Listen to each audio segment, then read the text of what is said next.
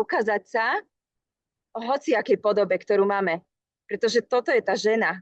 My sme aj tá Messi, aj tá proste nedokonala.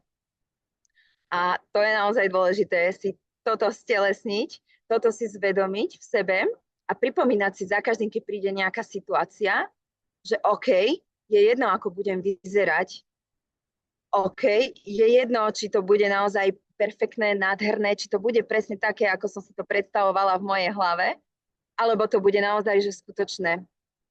Alebo proste ukážem sa, nech sa deje čokoľvek.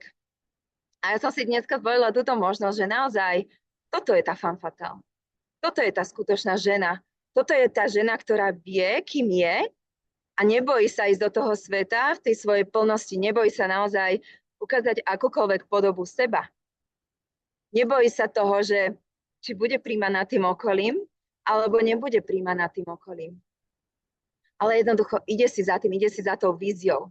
A ja som mala tú víziu, že dneska sa spoločne tu prepojíme na Deň žien. A hlavne viem, čo robím, prečo to robím a pokračujem ďalej. A pretože naozaj je to dôležité, aby sme si spomenuli, čo to znamená byť tou ženou. Aby sme si dovolili prejsť z toho dievčaťa, aby sme si dovolili prejsť do tej ženy.